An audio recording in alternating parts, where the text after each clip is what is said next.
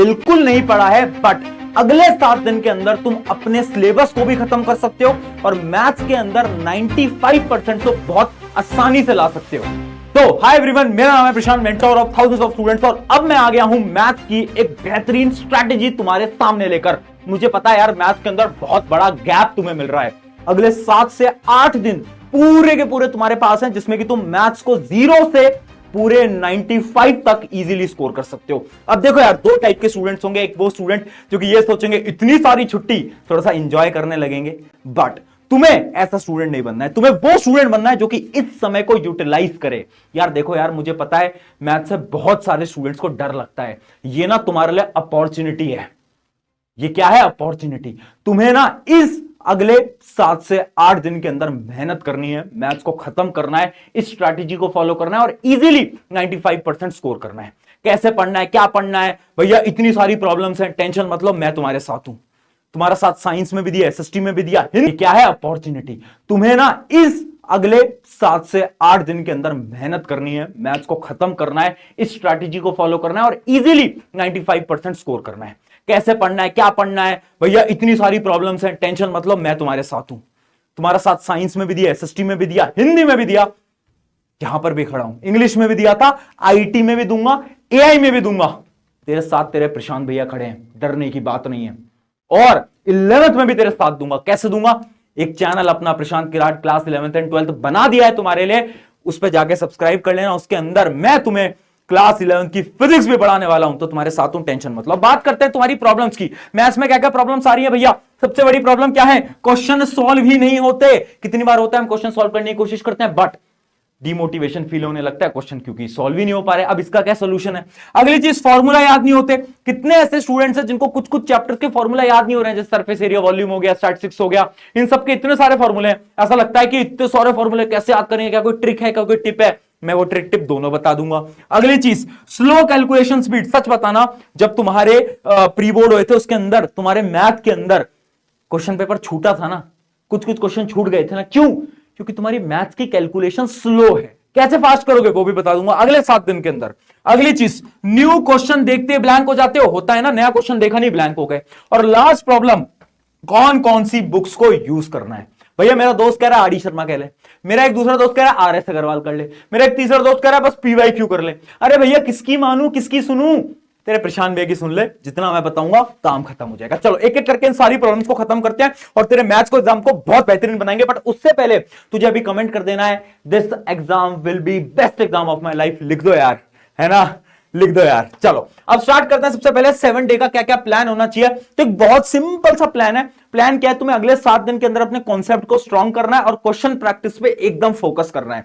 सबसे पहले तुम्हें देखनी है मैराथन। तुम्हारे जो शोभित भैया हैं वो तुम्हारे लिए मैराथन ला रहे हैं, है ना। अगले 7, 8, 9 दिन तुम्हारे साथ वो लगकर काम करने वाले हैं, तो तुम उनकी मैराथन्स देख लेनी है। उनके अंदर तुम्हारे सारे चैप्टर्स के कॉन्सेप्ट तो स्ट्रांग हो ही जाएंगे। अब जब कॉन्सेप्ट स्ट्रांग हो गए, क्वेश्चन प्रैक्टिस हो गई, उसके बाद तुम आओगे एनसीईआरटी के ऊपर। देखो एनसीईआरटी का एक एक क्वेश्चन सॉल्व कर लेना। क्यों कह रहा हूं मैं? क्योंकि एनसीईआरटी के सारे क्वेश्चंस रिपीट कर सकते हैं। तुम जब बोर्ड का पेपर देखोगे ना, तुम्हें दिखेगा कि 5-6 सवाल तो सेम एनसीईआरटी के उठ के आ गए। तो एनसीईआरटी तो सॉल्व कर ही लेना हर एक चैप्टर की। उसके अलावा तुम्हें क्या करना है? प्रीवियस ईयर क्वेश्चन करने हैं। प्रीवियस ईयर क्वेश्चन बहुत इंपॉर्टेंट होते हैं, वो क्वेश्चन जो कि बार बार रिपीट हुए हैं। भैया हमें कैसे मदद होगी, हमें कैसे पता चलेगा कि प्रीवियस ईयर क्वेश्चन कौन कौन से बार बार रिपीट होते हैं? क्या भैया आप हमें इंपॉर्टेंट क्वेश्चन दोगे? वाइट टू फियर वन प्रशांत भैया इज हियर। तुझे इंपॉर्टेंट क्वेश्चन नहीं दे पाऊंगा मैं, बट मैं तुझे पता क्या दूंगा? Important type of question. आज तक किसी ने दिए, तुझे ऐसी चीज दे दूंगा जिससे 95% तुझे कोई रोक नहीं पाएगा। क्या है भैया इंपॉर्टेंट क्वेश्चन टाइप? तो मैं आपको एक एक करके थोड़ी सी आपको पीडीएफ दिखाता हूं, उससे आपको बहुत बेहतरीन आइडिया लगने वाला है। देखो ये आपकी क्या, मैथ्स की इंपॉर्टेंट टाइप ऑफ क्वेश्चन वाली पीडीएफ, ये आपको डिस्क्रिप्शन में मिलेगी। इसके अंदर है क्या? जैसे कि आपका पहला चैप्टर है रियल नंबर, तो आप ध्यान से देखोगे तो आपके रियल नंबर के अंदर मैंने वो टाइप ऑफ क्वेश्चन लिख दिए हैं जो कि बार बार पेपर के अंदर आते हैं। जैसे कि आप यहां पर देख सकते हो, find the HCF and LCM using prime factorisation, question आता है, लिख दिया है। उसके अलावा मैंने देखो यहां पर इंपॉर्टेंट भी लिखा है, proving the given number is irrational. यानी वो सारे टाइप ऑफ क्वेश्चन जो कि तुम्हारे प्रीवियस ईयर क्वेश्चन में बार बार रिपीट करें, वो हर एक चैप्टर के तुम्हें ऐसे दे दिए हैं। जैसे एक और चैप्टर दिखा देता हूं मैं, ये आपका अगला चैप्टर है पॉलिनोमियल। तो अगर मैं पॉलिनोमियल की बात करूं, देखो ऐसा ग्राफ वाला क्वेश्चन बार बार पूछने को आता है। उसके अलावा आप देख सकते हो सर जीरोस वाला जो क्वेश्चन है, ये तो हर बार पूछा जाता है। तो मैंने क्या करा है, मैंने इंपॉर्टेंट क्वेश्चन नहीं दिए, मैंने इंपॉर्टेंट टाइप ऑफ क्वेश्चन दिए। तुम्हें क्या करना है, तुमने मैराथन देखी, एनसीईआरटी सॉल्व करी, अब इस शीट को उठाना है, इस शीट में देखना है अच्छा रियल नंबर के 5 टाइप के क्वेश्चन इंपॉर्टेंट है। क्या ये पांचों टाइप के क्वेश्चन मुझे आते हैं? क्या ये पांचों टाइप के क्वेश्चन मैंने सॉल्व करे हुए हैं? अगर करे हुए वेल एंड गुड है, नहीं करे हुए तो जिस टाइप के क्वेश्चन तुमने सॉल्व नहीं करे, गूगल पे जाओ, अपनी आर.डी. शर्मा उठाओ, आर.एस. अग्रवाल उठाओ, जो भी किताबें उठाओ और उससे ये टाइप वाले क्वेश्चन सॉल्व कर लो, बात खत्म। समझ पाए? ये बहुत ना, ये ऐसा खजाना है, खजाना कि तुम्हारे बहुत काम आने वाला है। इसको अच्छी तरीके से तुम्हें क्या करना है, यूटिलाइज करना होगा। अब वापस से आ जाते हैं अपने प्लानर के ऊपर। तो देखो इसमें एक चीज और है कि आपको ना डेली टारगेट बनाना है बेटा। क्या बनाना है? डेली टारगेट बनाना है कि आप डेली एटलीस्ट 30 सवाल लगा रहे हो। ठीक है, अब बढ़ते हैं अगली चीज के ऊपर। अगली चीज है फॉर्मूला ट्रिक। ये प्रॉब्लम ये है कि फॉर्मूला याद ही नहीं रह पाते। इतनी बार हमने पढ़े हैं ना फॉर्मूला, बट हम भूल जाते हैं। भैया एक सिंपल सी चीज है जो कि मैंने तुम्हारे लिए बना दी है, जो कि है फॉर्मूला शीट। सारे चैप्टर के सारे फॉर्मूले शीट के अंदर तुम्हें मिल जाएंगे, वो मैं डिस्क्रिप्शन में दे दूंगा, टेलीग्राम पे दे दूंगा। बट देखो फॉर्मूला याद करने की ना एक सिंपल सी ट्रिक है। क्या है? Question practice trick. Question practice trick क्या है? एक फॉर्मूले के अगर तुम 5 सवाल लगा लेते हो ना, तो इस दिमाग के अंदर वो फॉर्मूला फीड हो जाता है। फिर तुम्हारा दिमाग कभी भी फॉर्मूले को नहीं भूलने वाला। हाँ, तो तुम्हें क्या करना है, एक फॉर्मूला जो कि तुम बार बार भूल रहे हो, उसके 5 से 6 क्वेश्चन सॉल्व कर लो। जब तुम 5-6 क्वेश्चन सॉल्व करोगे, आपका दिमाग उस फॉर्मूले को कभी नहीं भूलने वाला। ट्राई करके देखना। इस प्रकार से आप अपने फॉर्मूले को भी याद कर सकते हो। अगली चीज देखो, क्वेश्चन सॉल्व नहीं होते। कितनी बार हुआ है कि एक क्वेश्चन सॉल्व करने जा रहे हो, नहीं हो पाया। अब क्या हो रहा है? अब डिमोटिवेशन हो रहा है। अब ऐसा लग रहा है भैया क्या ही करेंगे मैथ्स को सॉल्व करके। देख, उस समय पर क्या करना है, थोड़ा सा दिमाग में ये सोच कि मेरी गलती क्या थी। एक क्वेश्चन है पॉलिनोमियल का, वो मुझसे क्यों नहीं सॉल्व हो पाया? 3 रीजन हो सकते हैं। पहला रीजन क्या है? या तो तुम्हें फॉर्मूला ही नहीं पता हो। फॉर्मूला नहीं पता हो ऐसा बहुत कम होगा, मेनली तुम्हें सारे फॉर्मूला पता होते हैं, तो ये रीजन तो बहुत कम आएगा। मेनली रीजन क्या आएगा कि तुम क्वेश्चन को रॉन्ग अप्रोच से सॉल्व कर रहे होगे, है ना? रॉन्ग अप्रोच से सॉल्व कर रहे होगे। उसका सोल्यूशन क्या है? उसका सोल्यूशन ये है ना कि तुम्हारा जो बेस है ना वो वीक है।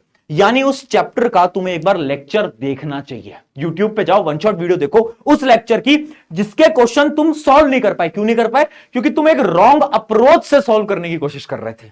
और एक और रीजन हो सकता है कि जैसे ही तुमने क्वेश्चन देखा, तुम्हें कुछ भी समझ नहीं आया कि इस क्वेश्चन को सॉल्व कैसे करूंगा, स्टार्ट कैसे करूंगा, खत्म कैसे करूंगा। अगर ये हो रहा है ना, इसका यह मतलब है कि तुमने बहुत कम न्यू टाइप ऑफ क्वेश्चन की प्रैक्टिस करी है।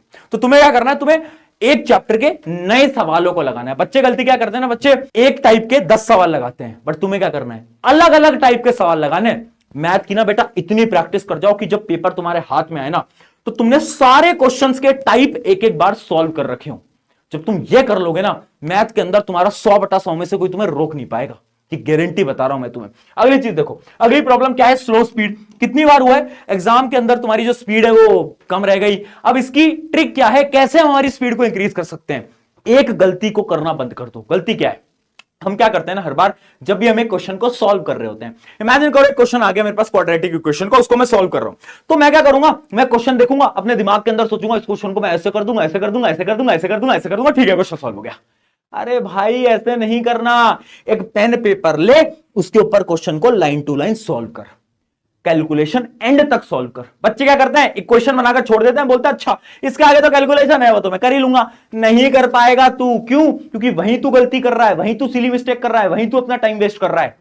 तो जितने भी क्वेश्चन हर रोज सॉल्व कर रहे हो, क्या करना है तुम्हें, याद रखना पूरा एंड तक सॉल्व करो। और यही है अपनी पहली ट्रिक। दूसरी ट्रिक देखो, try time method. Time method क्या है? एक टाइमर लगाकर बैठो यार, है ना। अगर तुम कर सकते हो, जैसे मैंने आपको बोला डेली 30 सवाल लगाओ, 30 सवाल का एक टाइमर लगा लो कि ठीक है मेरे पास 30 सवाल है, मैं 1 घंटे का टाइमर लगा लेता हूं, उस 1 घंटे के अंदर मुझे उस 30 सवालों को करना है। तो ऐसी आप प्रैक्टिस कर सकते हो। उसके अलावा मैं एक और ट्रिक बताऊंगा, एमसीक्यूज की प्रैक्टिस करना स्टार्ट कर दो। क्या कर दो? एमसीक्यूज की प्रैक्टिस करना, क्योंकि एमसीक्यू कभी कभार थोड़े थोड़े ट्रिकी आ जाते हैं, तो आप उनकी प्रैक्टिस जितनी कर पाओगे उतने ज्यादा आपका टाइम एग्जाम के अंदर बच रहा होगा। अच्छा, अब तुम्हारे मन में डाउट आ रहा होगा, भैया पेपर प्रेजेंटेशन वो सब कब बताओगे? वो मैं तुम्हारे एग्जाम से 2-3 दिन पहले एक वीडियो डालूंगा, लास्ट मिनट स्ट्रैटेजी, उसके अंदर तुम्हें सारी प्रेजेंटेशन टिप वगैरह बता दूंगा। अभी मैं आपको पढ़ने का फ्लो बता रहा हूं। अगली चीज देखो, डीमोटिवेशन। कितनी बार हुआ है ना कि हम पढ़ रहे थे, एक क्वेश्चन नहीं हुआ, दो नहीं हुआ, तीन नहीं हुआ, चार नहीं हुआ, पांच नहीं हुआ, फिर उसके बाद लगता है यार अब नहीं पढ़ पाएंगे, बहुत हो गया, होता है ना, डर लगता है ना, डिमोटिवेशन फील होता है ना। इसका क्या सोल्यूशन है भैया? मैथ्स पढ़ता हूं, डिमोटिवेट हो जाता हूं। सोल्यूशन पता है क्या है? माइंड को पागल बना। कैसे पागल बना? जब भी तुझे डिमोटिवेशन फील हो रहा है ना, अपने दिमाग को आसान सवाल दे दे, यानी एनसीईआरटी के वो क्वेश्चन जो कि सिंपल है, उन सिंपल क्वेश्चन को उठाओ और सॉल्व करना क्या करो, स्टार्ट करो। जब तुम सिंपल क्वेश्चन को सॉल्व करना स्टार्ट करोगे तो यार दिमाग को लगेगा यार ये तो आसान है, और जब कोई चीज आसान होती है ना तो तुम्हारे दिमाग को उसमें इंटरेस्ट आ रहा होता है। तो ऐसे तुमने इंटरेस्ट को बिल्ड करा, दो तीन सवाल आसान लगाए, उसके बाद टफ क्वेश्चंस पे बढ़ो। तो जब भी डिमोटिवेशन फील हो, आसान क्वेश्चन करो, उसके बाद टफ क्वेश्चन करना। इस बात को हमेशा याद करना, ये ट्रिक बहुत ज्यादा इंपॉर्टेंट रहने वाली है। अब आपके लिए आ जाती है आपकी फाइनल टिप्स, कुछ ऐसी टिप्स जो कि बहुत ज्यादा इंपॉर्टेंट है इन अगले 7 दिन के लिए। पहली टिप क्या है? Give more time. मैं बार बार बोलता हूं, मैथ्स एक कन्या की तरह होती है। एक लड़की को जितना समय दोगे उतना ही ज्यादा वो आपसे खुश रहेगी, उसी प्रकार से मैथ्स को जितना ज्यादा समय दोगे वो उतना ही ज्यादा आपसे खुश रहने वाला है। तो मैथ्स वेरी इंपॉर्टेंट। टाइम जितना दोगे, जितनी ज्यादा प्रैक्टिस लगाओगे, नंबर बढ़ते जाएंगे। इन 7 दिन में लग जाओ यार। मैथ के ट्यूशन में महीने के 1000 रुपए जलते थे, पर अब मैंने बंद कर दिया। क्या हुआ कि हमारा बच्चा मैथ में थोड़ा कमजोर था, पास होने के लाले पड़ जाते, तो हमने मैथ का ट्यूशन लगा दिया। एक दिन जाकर देखा तो कमरे में 50 बच्चे घुसे हुए हैं और टीचर बस आगे वाले को पढ़ा रहा है, पीछे वाले बच्चे भगवान भरोसे। वो तो हमारे भतीजे ने एक ऐप निकाली कहीं से, खरे मैथ्स क्लासेस। क्या बेहतरीन ऐप बनाई है। इसमें क्या होता है, बच्चे को 1-on-1 मैथ पढ़ाई जाती है। वो जब चाहे चैटिंग करके टीचर से अपना डाउट क्लियर कर सकता है। आप मान लो कि ये पर्सनल टीचर ही हो गया। और बस खरे क्लासेस ऐप की वजह से इस बार मैथ में 80 नंबर लाया है। आप भी ट्यूशन के धोखे में मत फंसना, बस खरे क्लासेस ऐप डाउनलोड कर लो।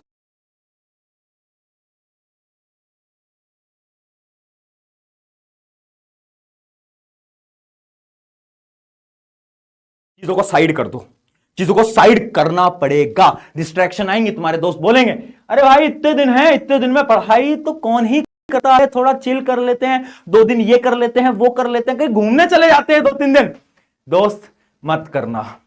ये 10वीं का एग्जाम वापस नहीं आता, बाद में रिग्रेट बन के रह जाएगा कि काश उन 7 दिन में पढ़ लेता। मैं तुझे आज बोल रहा हूं, जब तेरा एग्जाम होगा उससे 2 दिन पहले ना बहुत सारे बच्चे यही सोचेंगे काश उन 7 दिन में पढ़ लेता। यार तू वो गलती मत करना। अगली चीज, पैटर्न रट लो। अगर तुम वो बच्चे हो जिसको कुछ नहीं आता मैथ्स के अंदर, तुम्हें एक टेक्निक बताता हूं जो सिर्फ उनके लिए, इनको कुछ समझ नहीं आता मैथ के अंदर।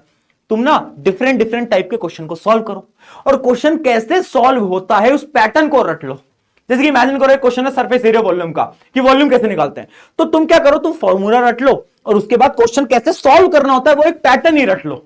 ये सिर्फ उनके लिए जिनको मैथ कुछ समझ नहीं आती, पैटर्न रट लो।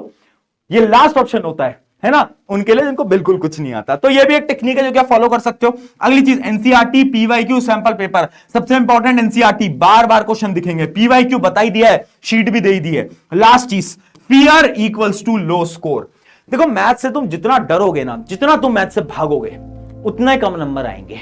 ये रियलिटी है। मैथ्स के अंदर ना कॉन्फिडेंस बहुत इंपॉर्टेंट है। जब तुम एग्जाम में बैठोगे ना, तुम्हारा जो कॉन्फिडेंस है ना वो तुम्हारे स्कोर को डिसाइड करेगा। इमेजिन करो तुम एग्जाम के अंदर बैठे हो और तुम बहुत डरे हुए हो ना, तो तुम कुछ ना कुछ सिली मिस्टेक करके आओगे 101%। बट अगर तुम कॉन्फिडेंट हो, तुम खुद से बोल के गए हो कि this exam will be best exam of my life, तो तुम्हारे मार्क्स ऑटोमेटिकली इंक्रीज हो जाएंगे। तो ये थी आपकी कुछ टिप्स। अब हम मिलते हैं एग्जाम से 2-3 दिन पहले, जहां पर मैं आपको फाइनल प्रेजेंटेशन टिप्स दूंगा ऑन दिस नोट। शुक्रिया एवरीवन। प्रशांत भैया तेरे साथ हैं, तू डरे मत। लास्ट तक तेरा हाथ पकड़ा है तो छोड़ूंगा नहीं, एंड तक साथ निभाऊंगा। शुक्रिया।